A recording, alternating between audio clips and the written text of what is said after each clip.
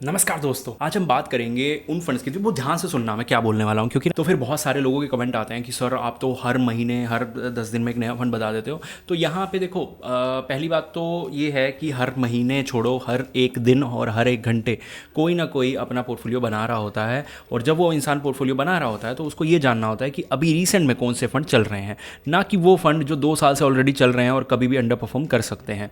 हम लोग जो बहुत पहले से पैसा डाल रहे हैं, हम लोग उन फंड में इन्वेस्ट कर चुके हैं, हमें उनका रिव्यू चाहिए। लेकिन यहाँ पे हमें वो फंड चाहिए जो 2026 के अंदर आपको कमाल करके दे सकते हैं। और उनके चांसेस ज़्यादा इसलिए हो जाते हैं क्योंकि वो स्टार्टिंग का जो बेनिफिट मिलता है जिसे हम बोलते हैं, और ये स्टार्टिंग का बेनिफिट सिर्फ हमें नहीं मिलता, म्यूचुअल फंड कंपनीज को भी मिलता है कि वो ऐसे स्टॉक्स या ऐसा एक पोर्टफोलियो बना लेते हैं जिसमें वो हमेशा से है ही नहीं। तो आपने देखा होगा कि हमेशा क्या होता है कि कोई भी नया पोर्टफोलियो, नया म्यूचुअल फंड आता है, वो अपने पहले साल बहुत बढ़िया कर जाता है। पहले साल ये होता है कि आपके पास एक बिगनर लक जिसको बोलते हैं, या फिर बिगनर एडवांटेज मैं बोलूँगा लक के बजाय, तो वो बिगनर एडवांटेज होती है कि आप 5 के 5 वो फंड सेलेक्ट कर सकते हैं जो भाग रहे हैं।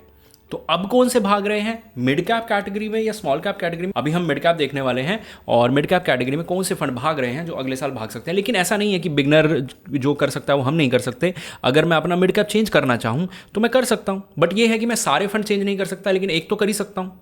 तो अगर आपको लगता है कि आपके पास कोई ऐसा मिड कैप है जो चल नहीं रहा और आपको चेंज करना है, तो आप वीडियो देख सकते हैं। लास्ट में डिसीजन आपका ही रहेगा, ठीक है। मैं सिर्फ और सिर्फ आपको यहाँ पे वो फंड बताऊंगा जो चल रहे हैं, और 2 वीडियो में प्रूफ दूंगा कि बिगनर एडवांटेज मिलता है। तो यहाँ पे ये देख लो, हीलियोस ने चलाया यहाँ पे म्यूचुअल फंड, ठीक है। हीलियोस का फर्स्ट ईयर है 2025 में, और रिटर्न्स देख लो, मतलब मैं कह रहा हूँ किसी के आसपास भी नहीं है। ये मिड कैप देख लो, मैक्सिमम मिराई एसेट का जो मिड कैप है उसने 10% निकाले हैं, ठीक है। उसके बाद इन्वेस्को ने 8 निकाले हैं, ICICI प्रूडेंशियल ने ये निकाला है। तो मोस्टली केसेस में बिगनर लक होता है। यहाँ पे आप मिराई एसेट का भी देख लो, मिराई एसेट के केस में भी यही हुआ था। जब इसने अपने 2019 में लॉन्च किया था तो ये बाकी म्यूचुअल फंड से बहुत ज़्यादा ऊपर था। इसके केस में ऐसा नहीं हुआ, ये बहुत पीछे रह गया था कंपेरेटिवली 2022 में जब ये स्टार्ट हुआ था, लेकिन ये 2022 के मिड में स्टार्ट हुआ था। तो जब ये 23 में आया तो एक्चुअल में इसका 23वां, मतलब जो 2023 था वो फर्स्ट ईयर था, और इसने ये किया, सबको बीट कर दिया, देख लो। तो ये होता है beginner advantage. HDFC mid cap को बीट नहीं किया, लेकिन मोस्ट ऑफ द फंड्स को बीट कर दिया। तो ये होता है बिगनर एडवांटेज। अगर आप अपना म्यूचुअल फंड पोर्टफोलियो नया बना रहे हो तो ऐसे म्यूचुअल फंड्स को रखना जरूरी है जो अभी शायद लॉन्च हो रहे हो। लेकिन इतने सारे रख लोगे ना तो फिर बहुत दिक्कत हो जाएगी, क्योंकि आफ्टर 2-3 ईयर्स वो बहुत मीडियोकर सा परफॉर्म कर सकते हैं, और सारा का सारा पोर्टफोलियो एकदम से बिल्कुल मीडियोकर दिख जाएगा आपको। तो ये एक बैलेंस बना के चलना बहुत ज़रूरी है। लेकिन अगर आपको लगता है कि आप बिगनर हो, आपको नॉलेज नहीं है, आपके पास टाइम नहीं है, इन फ्यूचर जॉब है, फैमिली है, सब कुछ देखना होता है, तो आप अपना पोर्टफोलियो नहीं मैनेज करना चाहते, तो स्क्रीन पे नंबर है। अगर आप अपनी टेंशन हमें देना चाहते हो और टेंशन के बदले चाहते हो कि आप रिजल्ट बेटर निकाल पाओ, आपका पोर्टफोलियो रिस्क मैनेजमेंट बेटर हो, और आप एक वेल्थ क्रिएट कर पाओ। इन फ्यूचर देखो, मैं सीधी सी बात बता रहा हूँ, इन फ्यूचर आपका सपना अगर ये है कि आफ्टर 40 ईयर्स 45 ईयर्स आप एक सब कुछ वेल सेटल्ड हो, घर है, गाड़ी है, जो भी आपको चाहिए, जिस हिसाब से चाहिए वो आपके पास है, और आप फाइनेंशियली फ्री रह पा रहे हो, और उस सब की प्लानिंग, और उस प्लानिंग के अंदर अगर आपको लगता है कि आपको किसी की ज़रूरत पड़ेगी, तो वो हम हो सकते हैं, और या नहीं हो सकते वो आपको फ़ोन पे बात करके पता लगेगा। आपको जस्ट अपना SIP अमाउंट ड्रॉप करना है, रिव्यू नहीं, मैनेजमेंट के लिए। और मैनेजमेंट कैसे होगी वो सारी आप यहाँ जान सकते हैं। अब चलते हैं आगे। बिगनर लक वाली तो चीज़ मैंने प्रूव कर दी अब, ठीक है। तो यहाँ पे कौन से टॉप के फंड हैं जो मिड कैप कैटेगरी में जिन्होंने रिटर्न्स बहुत ज़बरदस्त दिए हैं, तो मैं बिगनर लक वालों को नहीं लेने वाला। यहाँ पे हम देखेंगे ICICI Prudential, White Oak, HDFC और सुंदरम, इन्होंने बहुत ज़बरदस्त रिटर्न्स जनरेट करके दिए हैं। और 4 ये रहे, व्हाइट ओक और HDFC, इन्वेस्को, मिराई। अब मैंने क्या करा है, टाटा को भी नहीं लिया, मैंने सुंदरम को भी नहीं लिया, मैंने HDFC लिया है, व्हाइट ओक लिया है, ठीक है, और HDFC लिया है, और इन्वेस्को, क्योंकि ये सबसे ज़्यादा बाइंग इन्हीं के अंदर हो रही है।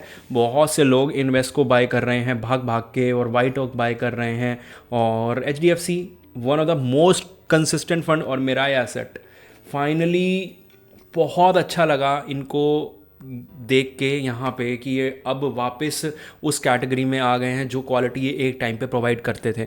नहीं तो पिछले 4-5 साल से ये ऐसे गायब थे कि इनके फंड कुछ खास नहीं कर पाते थे। कभी मिड कैप, कभी एक आधी बार टॉप कर गया, या कभी स्मॉल कैप कर गया। ये देख सकते हो ना, ये प्रूफ है कि इन्होंने कुछ ज़बरदस्त किया था एक टाइम पे। तो अब अगर मैं बात करूं, लॉन्ग रन में इन्होंने बहुत अच्छे रिटर्न्स जनरेट नहीं किए, ठीक है। लेकिन 20 से ऊपर हैं तो इतना भी आप नहीं टारगेट कर सकते कि यार हमारा टॉप 3 में नहीं रहा या टॉप 5 में नहीं रहा। तो ये टॉप 5 में या टॉप 7 में हो सकता है, ठीक है। वाइट ओक ने लास्ट 1 ईयर में कुछ ज़्यादा नहीं किया, लेकिन लास्ट क्वार्टर में और लास्ट 6 मंथ में इसने अच्छा परफॉर्मेंस दिया है। लेकिन हम ये कंपेयर नहीं कर सकते ना कि इसने 3.5 दिए हैं और इसने 1% दिया है। जब मार्केट ऐसा रहता है तो कंपैरिजन करना थोड़ा सा बेवकूफ़ी भरा साबित हो सकता है। थोड़ा सा और नीचे जाऊँ अगर मैं, तो यहाँ पे स्टैंडर्ड डिविएशन की बात करूँ तो ये स्टैंडर्ड डिविएशन ख़राब है, ये भी ख़राब है। ये एक बहुत ही अलग से देख लो, इतना अच्छा स्टैंडर्ड डिविएशन, इतना अच्छा बीटा, इतना अच्छा अल्फा।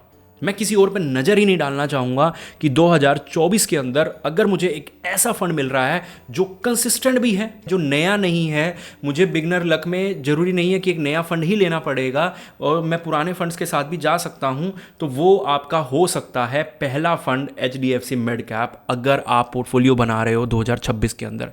और मैंने आपसे वादा किया था कि अगर ये 10 वीडियो की सीरीज़ आप पूरी देख लेते हो तो आपको यहाँ पे 5 फंड ऐसे मिल जाएंगे और बहुत कुछ सीखने को मिल जाएगा, जिससे आप शायद बिगनर लक तो ले ही जाओगे। उसके बाद मैनेज करना आपके हाथ में है कि आप कर पाओगे या नहीं कर पाओगे, वो आपकी नॉलेज और टाइम के ऊपर है।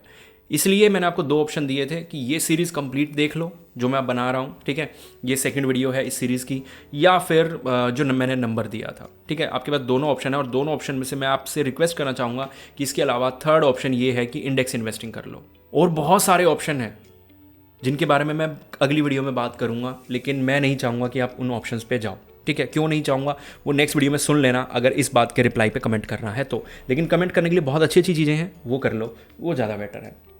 अब यहाँ पे अगर मैं जाऊँ तो फाइनेंशियल सेक्टर में 25% डला हुआ है, हेल्थ केयर में। और देखो, जिसके पास फाइनेंशियल सेक्टर ज़्यादा है उसके रिटर्न्स अच्छे निकले हैं इस साल, क्योंकि एकमात्र फाइनेंशियल सेक्टर ही ऐसा रहा है जिसने ज़बरदस्त रिटर्न्स जनरेट किए हैं और उसके अलावा कुछ नहीं रहा।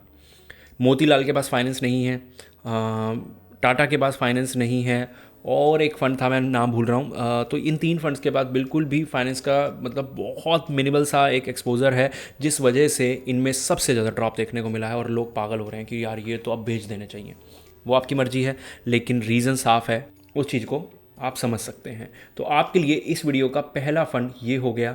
और अगर आप जानना चाहते हैं कि दूसरा फंड कौन सा है, तो ऑलरेडी वीडियो डल चुकी है लार्ज कैप की, आप उस पर जाके देख सकते हैं। तो तीसरी वीडियो के लिए चैनल को सब्सक्राइब करो, दूसरे फंड के लिए इस वीडियो को जाके चेकआउट करो, और मिलते हैं अगली वीडियो में।